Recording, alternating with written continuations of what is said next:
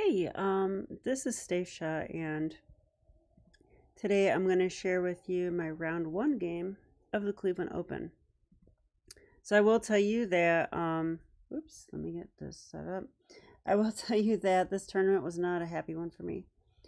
But, if I only showed you the happy moments of this journey, and I didn't show you some more realistic moments too, then what are we doing, right? This channel is to show you the real journey.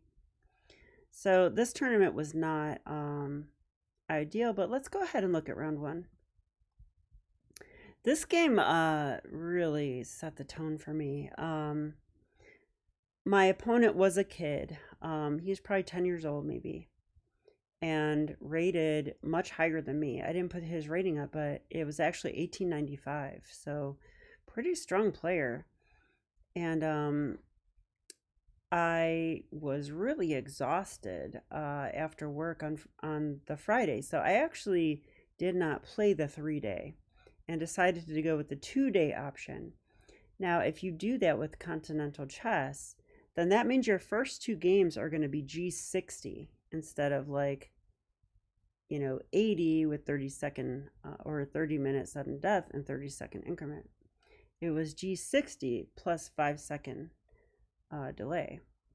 So in this game, we got e4, e5, knight f3, knight c6, and bishop c4. So this is the Italian game, which is a fantastic opening. And he played bishop c5. Now I have two moves I can play here, but I did feel like playing Evans Gambit, so I went for this, b4. Now, does my young opponent know this line? Yeah, they almost always do, is the answer. Yeah, the kids always know the theory. He took c6, bishop a5. This is the main line. And here, though, I don't play the main line, which is castles.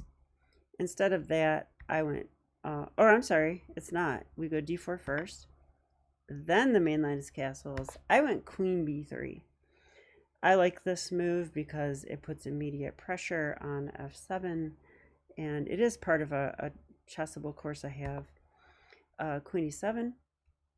The chessable course, by the way, is by I.M. Kriken, called The Dynamic Italian, and it was a gift to me from Jim Antoline. Thank you so much if you're watching this.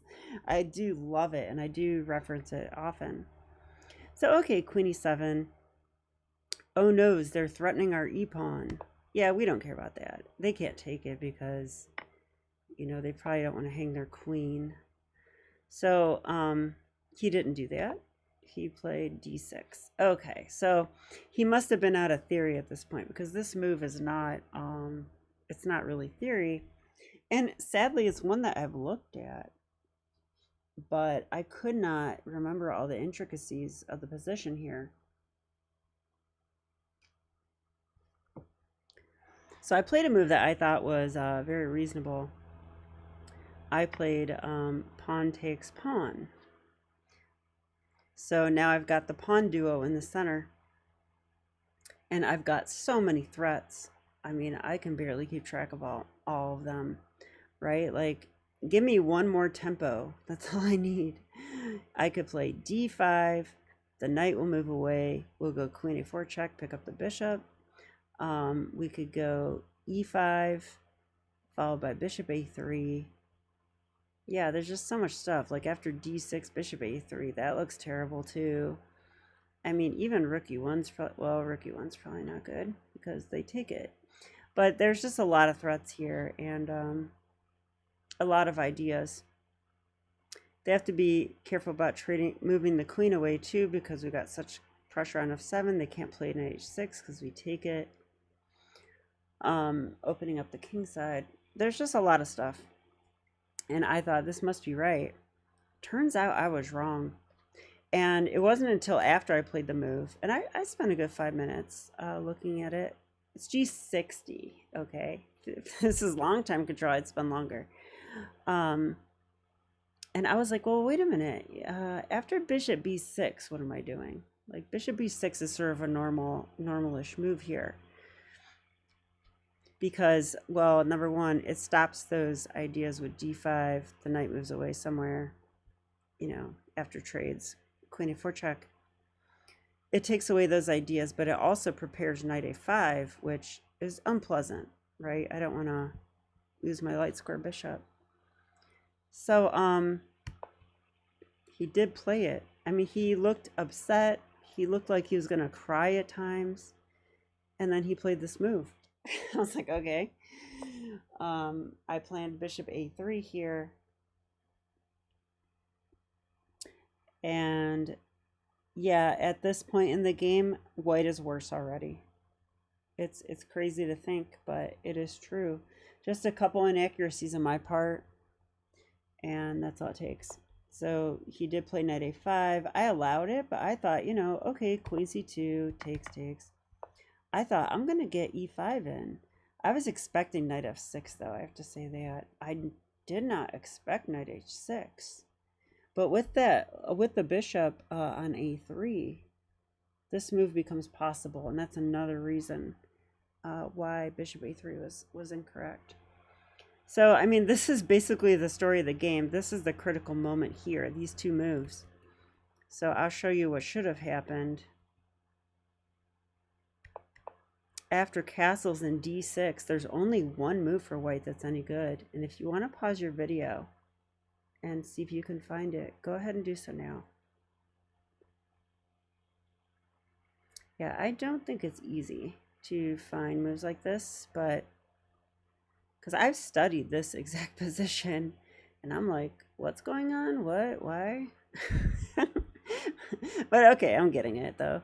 Yeah, e5 is the move. And I mean, if you think about chess principles, this move makes a lot of sense. Like, okay, white is better developed, white's king is safe.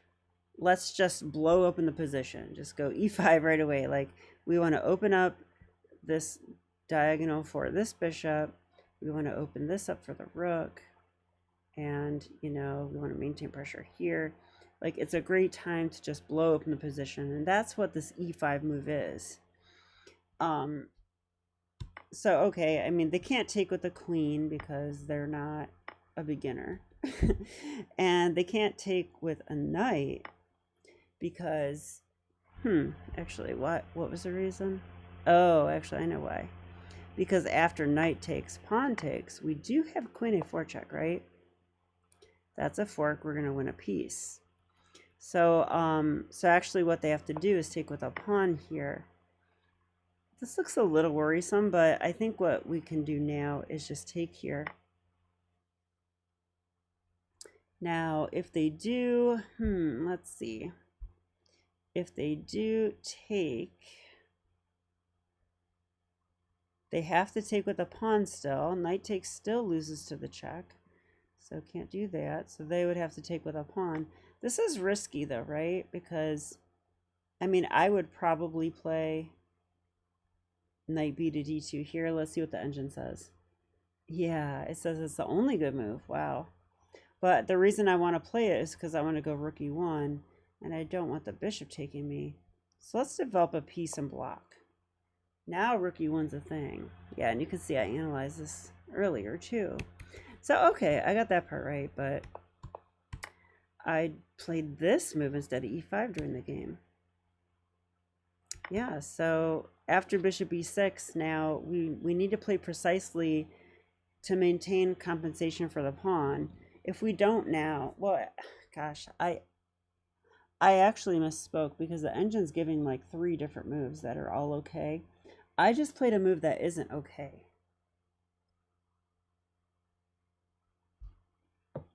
Yeah, do you remember what I played? Bishop a3 is a serious mistake.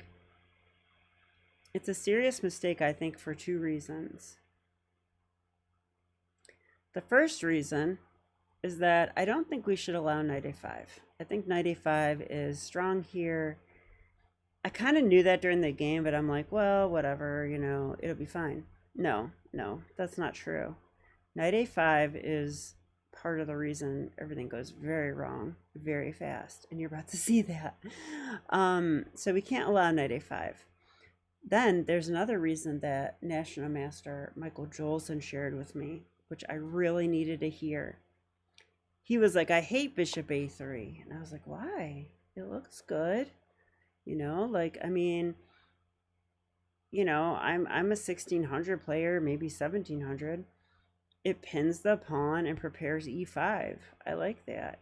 He's like, no, you don't need to prepare e5. He said, no, he said, you play bishop a3 after the diagonal's open to gain tempo. He said, that's when you play it.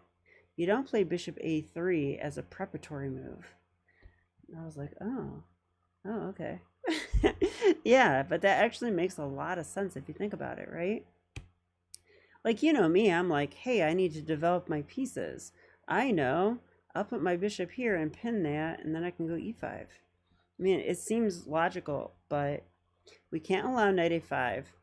And I can't tell you how many games I've played bishop a3 with the same idea, and it's always wrong. It took me until this game to realize how wrong it is. Now I won't play it anymore, finally. Okay, so here what we should do, we have a couple cool moves here, I think. One is knight c3, which does sack a pawn. That one I don't understand so much. The ones I do understand, yeah, because wait a minute, isn't knight a5 available here too? Like, what if knight a5? This is the top engine move, by the way. Knight c3. It says, oh, we check. Okay, we're gonna create some diversions. Bishop d7, then bishop e5. Okay, this makes sense. Yeah, and if c6, then we drop the bishop back. They're never getting that bishop. The computer just found like a complicated way to keep it. So knight c3. Well, I like knight c3 then, though. So knight c3 with the idea of knight a5 and bishop e5. Okay, because bishop e5 comes with check. If it didn't come with check, can't play that. All right, so another move we could have played is queen c3. Now this move, it occupies a square that the knight wants. But, if they go knight a5 now, we can just move our bishop. And in fact, the idea the engine has is not to move it. It's to get more development with this move. Now, if they take, we can take with our knight this way. So the computer saw that the knight's not coming to c3. Like, we're playing queen c3 with this idea. I can draw arrows, I swear. Okay, so pretty interesting, right? Maybe not. Okay, so instead of bishop a3, we could also play this straight away. Just pin the knight, we move the bishop. I mean, it definitely stops knight a5. It definitely does that, right? If a6, no problem. We step back, we keep the pin. Now, I'd be afraid of b5 here, but the computer is unafraid. It really is. Like, for example, if bishop a7, just threatening b5, computer says, attack the pin knight. We're going to win that, so that's fine. b5 would have to happen now, but we can take the pawn because we're still on that. Play this position. This is slightly better for white, apparently. Okay, it's hard for me to analyze, to understand that during a game, but okay. Yeah, so bishop a3 was just basically the game-losing move, which is kind of crazy. Actually, I won't call it the game-losing move, but I'll say that it gave up all advantage. That's what I'll say. And now I'm going to show you the game-losing move. All right, knight a5. Okay, I mean, I saw this position except with the knight on f6. And I thought this is good for white. Now, I think if the knight was on f6, I think it is good for white. Yeah, it is. It is. I was right about that. Although after e5, straight away, it's not that great. You have to play rook e1 first. If e5 straight away, there's bishop e6. if we go rook e1, they do get to castle, but then we go e5. Now what if they do this? If they do this now, well, we take the knight. We're on the queen. Wait, wasn't it like this before though? Okay, let's see. On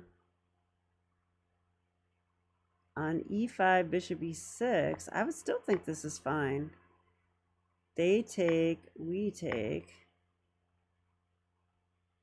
Oh, they get that. That's why we had to play rook e1. Because otherwise the rook gets captured. Okay, interesting. See, calculation is important. Because otherwise you don't see stuff like that. All right. In the actual game, it was knight h6, e5. And I saw here, I was like, you know, he can castle, but is it so great for him? Because I'm going to take on d6. He has to take with a pawn. And his structure is getting messed up. Yeah, but I'm down a pawn. And my structure is messed up too. And I'm not sure about my lead and development anymore. Right? Because look, that. I mean, it looks kind of equalish. This bishop's aimed at my pawn. I'm aimed at their pawn. I mean, I don't know. So maybe I'm just down a pawn. I started thinking that here, and it is true. I'm down a pawn. The engine says -1. So rook e1. I try to play on from here the best I know how. Knight c3. Bishop g4. I saw this move. And I was like, you know, I don't love it, but I'm going to have to go knight d2 and just reroute my knight into e4 and go from there. It's going to take some work, though. We'll see, you know. This pawn is pinned. There's no fork immediately because I am covering that. So I thought this is probably a valid plan. I calculated a little bit, but unfortunately for me, I didn't calculate enough. Because after knight d2, I'm losing. Do you see what black can do to win a pawn now? So if you want to pause your video, you will need to calculate. Go ahead and do so now.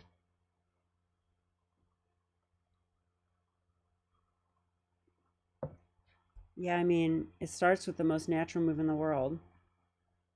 Of course, I saw this. And I thought, okay, I'll go here.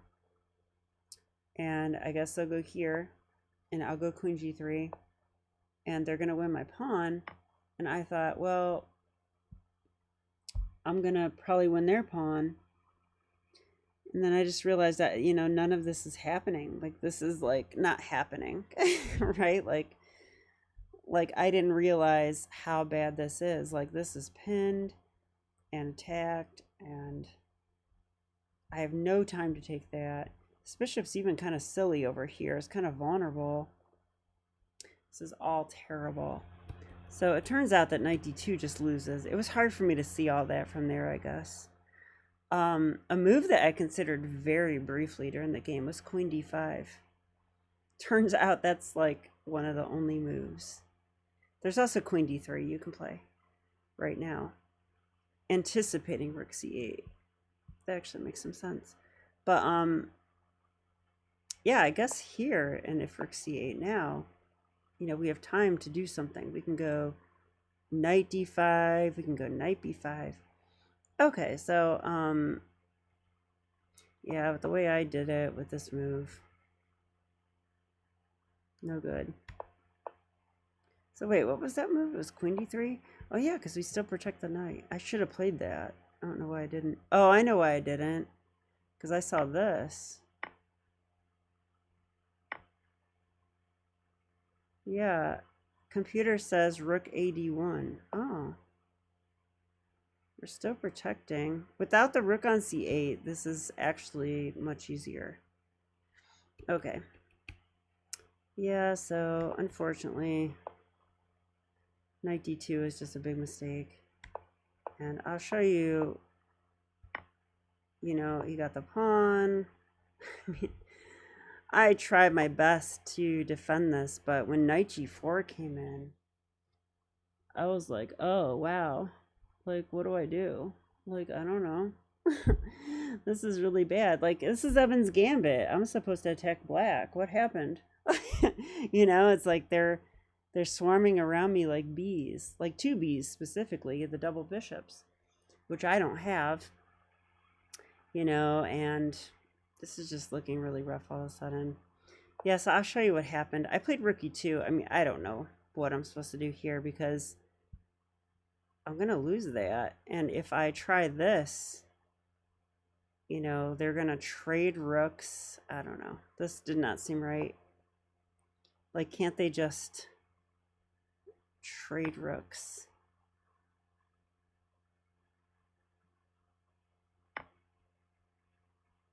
Then take here. I mean, I don't know what's going on. Isn't there F5 even? The engine's not giving it. Oh, because it allows queen b3 check. But I mean, there should be some way to punish this. What about, oh, well, there's this for starters. That's a nice move. Okay.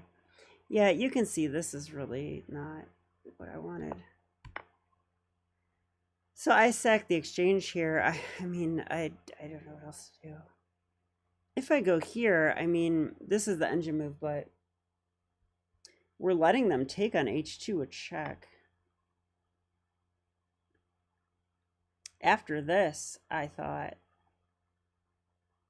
this is terrible. How do I survive this? I don't know. I mean,